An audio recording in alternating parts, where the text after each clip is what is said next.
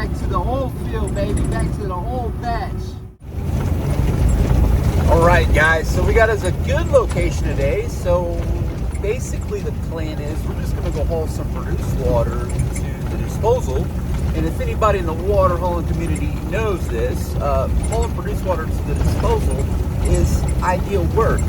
Okay, it's the easiest work out here for water hauling. So that's what we're going to do today. We're going to get down this bumpy old Lease road down to this location at the bottom of the hill, and we're going to be hauling some water to the disposal for today, tonight, and probably tomorrow morning. So we'll see how it goes. You guys know what I'm saying? So let me show you this. There's one battery. Come around this right here.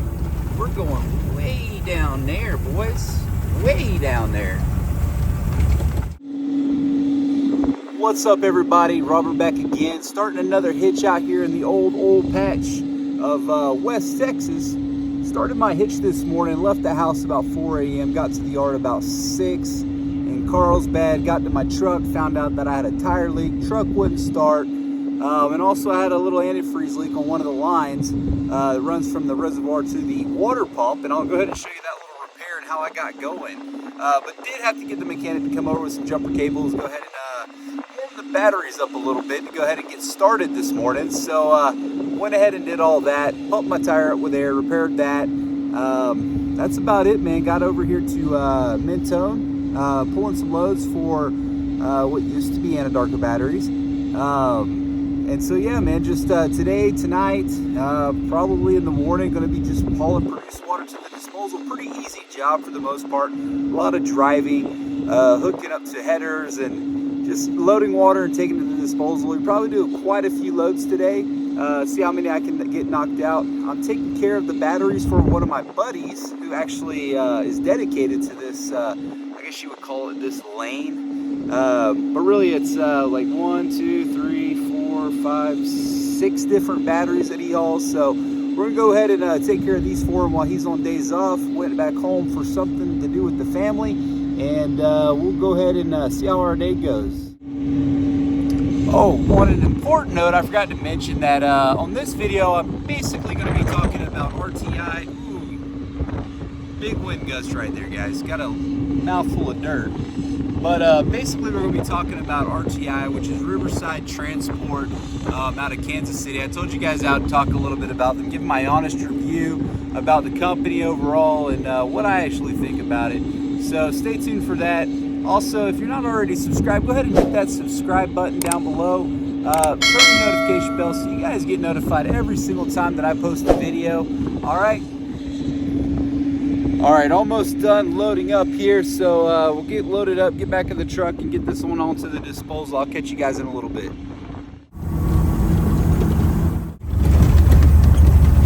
Here we go, guys. We're still getting it, baby. 9 o'clock at night.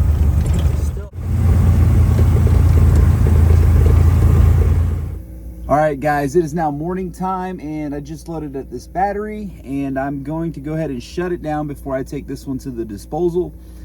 Just wanted to talk to you guys a little bit about the RTI lease purchase program, my personal review and my personal opinion about RTI as a company, and just to give you guys a little bit more information if you're thinking about going there, or you just are kind of curious like I was a few months ago about the company and what all they had to offer. So with RTI, basically it's just like any other normal over-the-road trucking company. You're going to go in for an orientation. I believe their orientation is about 3 days long.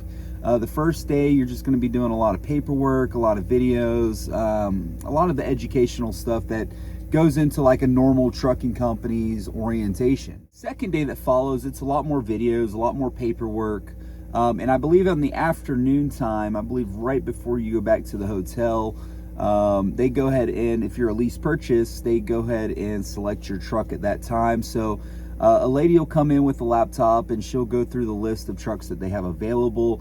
And at the time that I went through orientation, which was, was it August or September of 2022, all they had available was Internationals and Freightliner Cascadias. So the Freightliner Cascadia wasn't, I didn't want to do that because it's a newer truck. It had a longer lease term. The payments were much higher. So I was like, maybe I should just go with the International. So I went with the International, but I was pretty adamant about not getting a Navistar motor. What I did want is if I was going to get an International, it had to have a Cummins. And she did find one International that had a Cummins in Denver, Colorado. So what I had to do was leave Kansas City and drive the rental car from Kansas City, Kansas to Denver, Colorado to pick up the truck. But after the second day, you pick your truck and everything.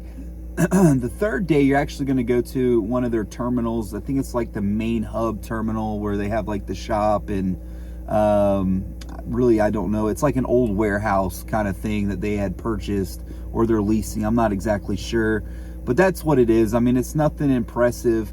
It's kind of dirty and dingy there.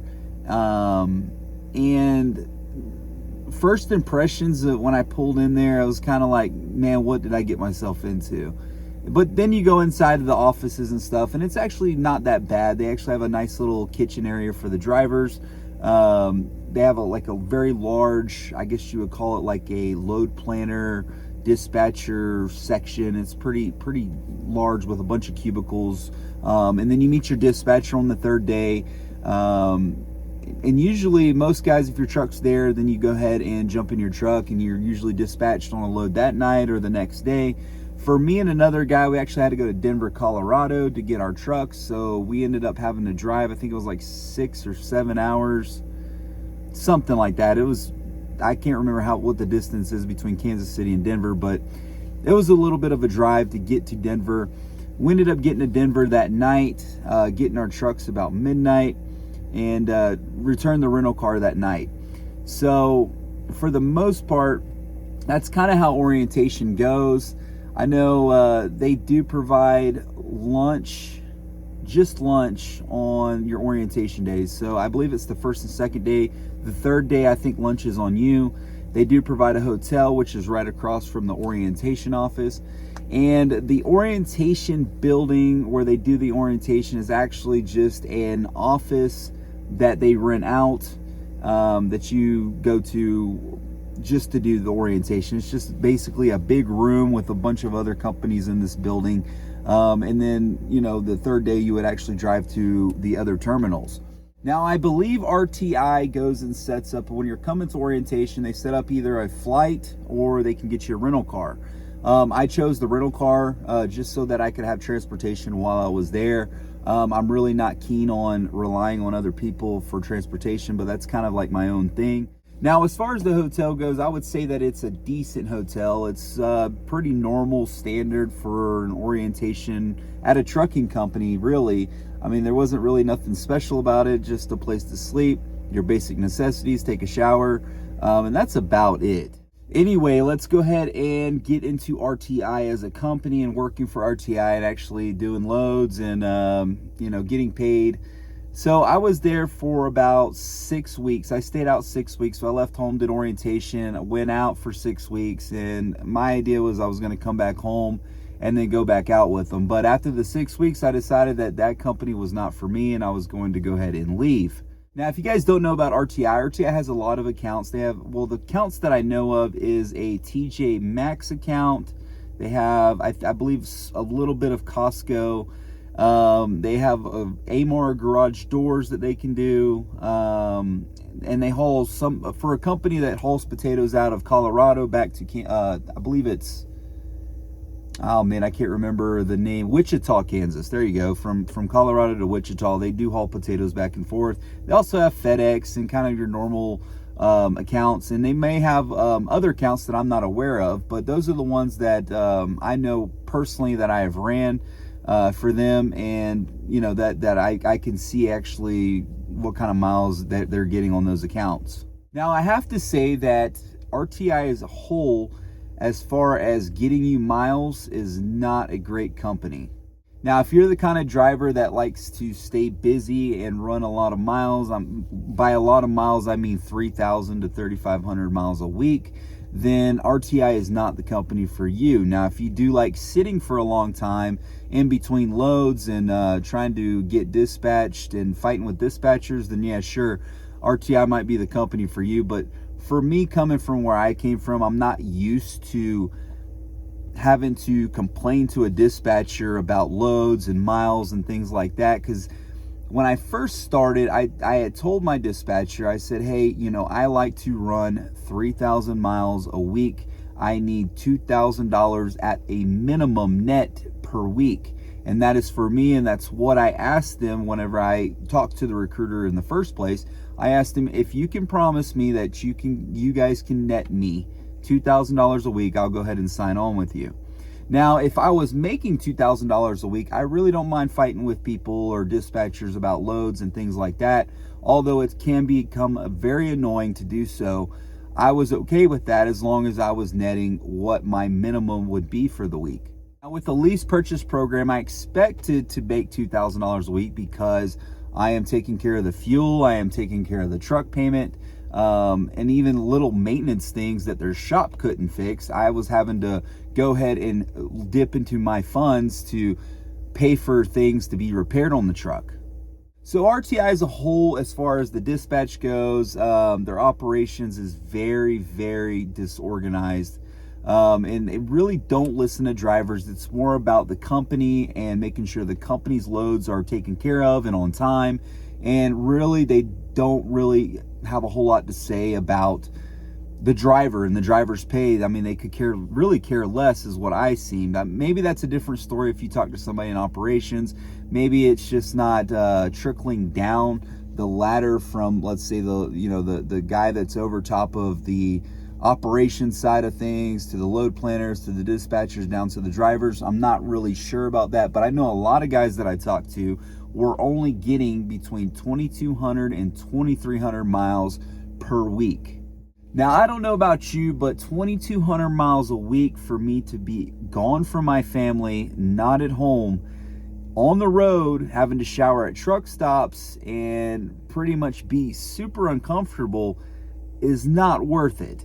So in the end, that's kind of the reason why I left, is because I was pretty much averaging anywhere between literally 2,200 to maybe 2,400 miles per week. I think one week I did take a load out to, I believe it was Washington State, and I can't remember, I think it was in Montana, some little town in Montana. But that week I did, gross, I think it was 3,100 miles, but that was the only week, and that was the second week that I worked there.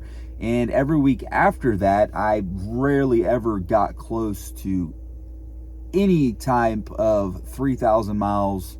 Now, as far as if you guys wanted to get into a lease purchase program with RTI, I would not recommend you ever doing a lease purchase with any trucking company, because I not necessarily think it's a scam. I just do not think that they pay, as far as the mileage that they're paying you, even at $1.26 plus fuel surcharge, is really enough for the expense, the headache, especially if you're taking care of the truck payments, paying the truck off for them, and then taking care of the fuel surcharge. Don't think it's worth it. And most of the time with lease purchase programs, and RTI is the same way, is at the end of the term, whether you do 2, 3, 4, 5 years, there's always going to be that balloon payment at the end, because what you're doing is you're leasing the truck, and then eventually you're doing a lease purchase. So whatever's left owed on that truck, you're then going to have to come up with the balloon payment. So hopefully with the $1.26 plus fuel surcharge, you're able to save up another $20,000 or $30,000 to cover that balloon payment. So no, I don't recommend a lease purchase, but I don't recommend a lease purchase with anybody. I think if you were to go out and finance a truck, if you wanted to go that route, and I'm not really a big believer in financing a piece of equipment. And now if it makes sense, if it's a newer piece of equipment and the rates are outstanding, and the trucking industry is so up and down, I don't think I would ever finance a piece of equipment unless I bought it outright. Now, with that, when you own your own piece of equipment, you can actually go on the load boards and you can actually negotiate rates and with brokers and make sure that you're getting paid for the fuel that you're running, and you have a little bit more leeway as far as pay goes. Now with RTI, it did seem like their company driver positions were actually a pretty good deal. I believe those guys, some of them, they're all over the board, but the ones that I went through orientation with, I believe they were starting out at 65 cents per mile, which is decent, I guess, for a company driver to start out at. Also, I think there was some guys in there that was going up to 70 cents per mile, but I think it was a refrigerated account. I'm not too sure. You'd have to talk to a recruiter over there just to actually find out the specifics of all that. But the company driver position, I think that would be a better route for somebody if you're wanting to go into RTI. But now the miles come into question. I don't know if they would run a company driver more than they would a lease purchase guy or an owner operator. I'm not exactly sure on that, so I don't know what the mileage that company guys are actually looking at the end of the day.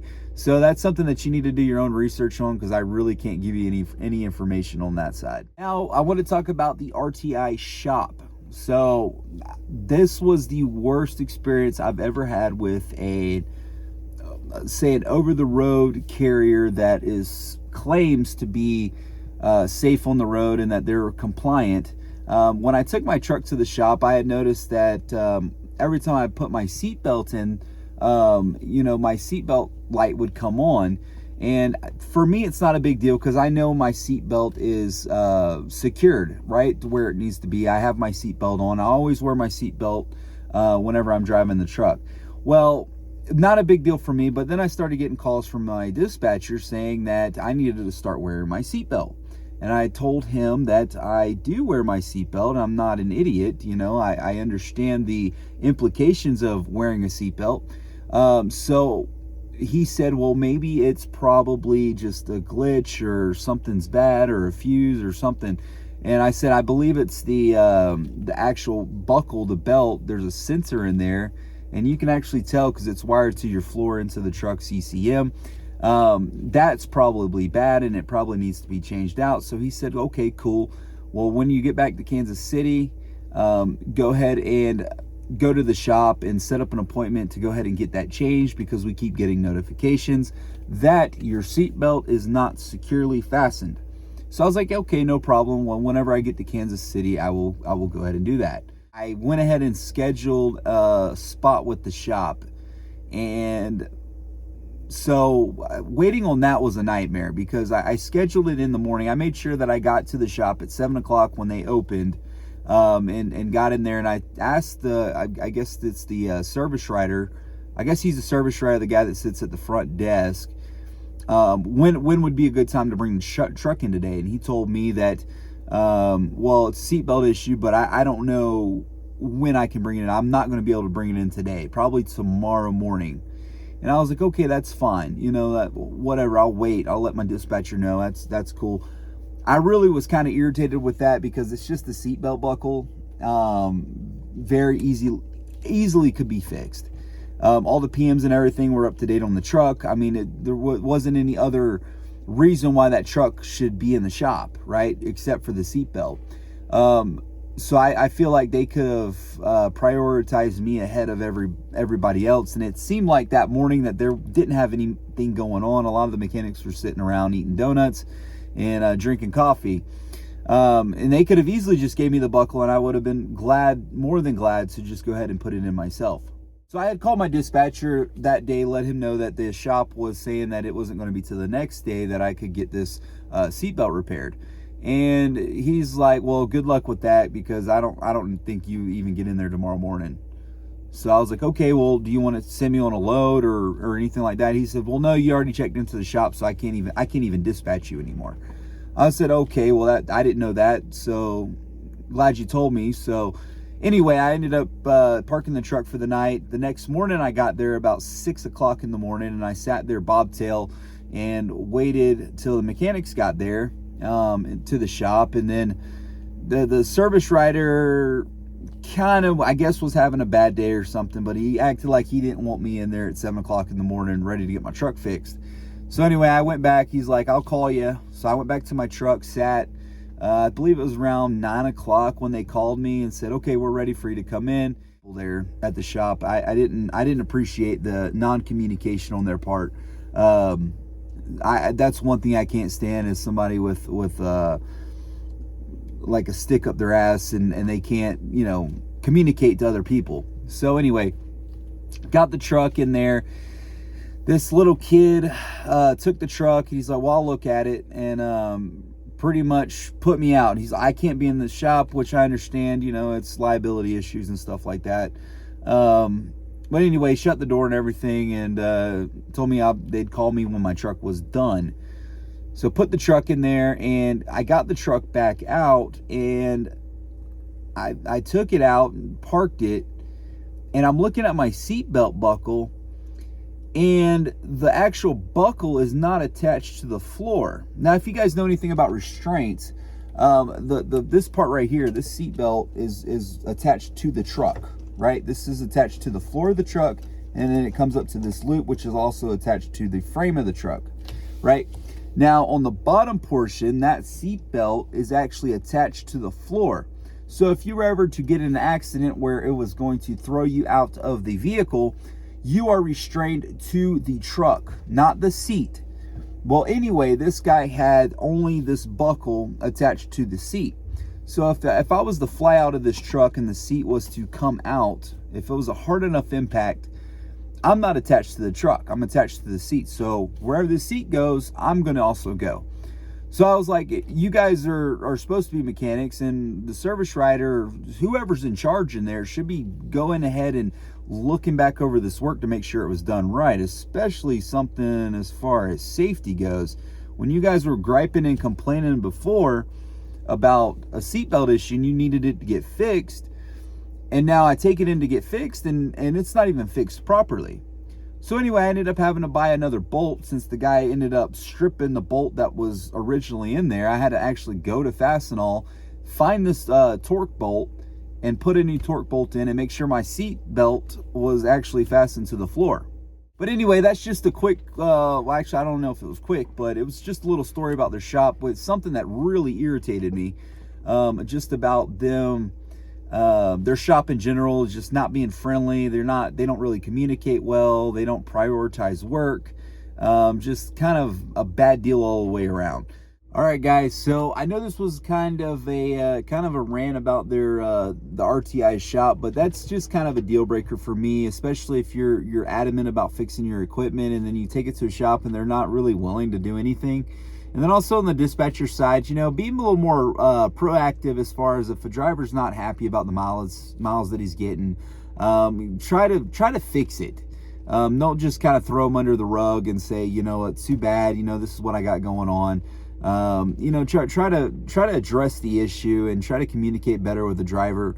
And as far as organization goes, you guys could do, RTI as a whole could do a lot more communicating with each other, I believe. As far as the safety department, let's say the day dispatcher and the night dispatcher, day and night dispatcher never communicate ever. And that's just something that RTI does. I don't understand it. Like when you call the night dispatcher with an issue, that never gets relayed back to the day dispatcher for some reason, and then a lot of things don't get relayed to the driver. As far as like critical load information about trailer numbers and what trailer needs to be picked up, I mean, there's been a lot of times that I was sitting around for hours waiting on a trailer number, and the trailer number's in the yard. I just don't know which one to pick up because the information has never been relayed down the pipeline to get to the driver that needs to haul the load.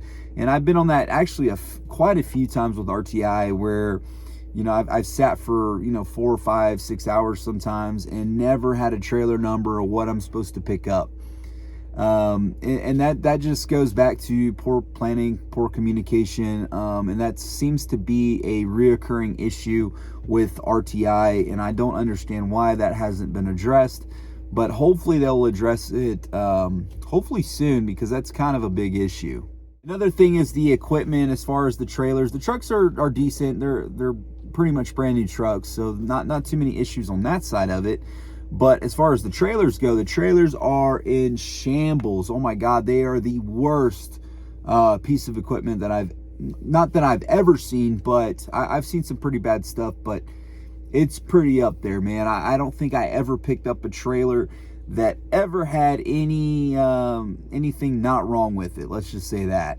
And as far as like the sides of the trailer, I've never seen so much silicone used in my life, man. I mean, we're talking about siliconing holes like gigantically big, like way too big. Like it should have been repaired. Like that entire piece of sheet metal should have been taken off and replaced with a new piece of sheet metal. But no, we're just going to go ahead and put silicone because it's cheaper. But I mean, that's just stuff that that RTI does with their trailers. They do have some new trailers. They lease trailers and stuff like that. But as far as like the RTI bulk of their trailers, that's what you're going to see a lot of, is a lot of silicone, a lot of redneck rigging is what I like to call it. So I mean, it's just part of it, man. That's just something that you guys can look forward to going into RTI. And really, it wasn't the company for me. It's too many, not enough financial stability there. As far as the finances go, I wasn't happy with it.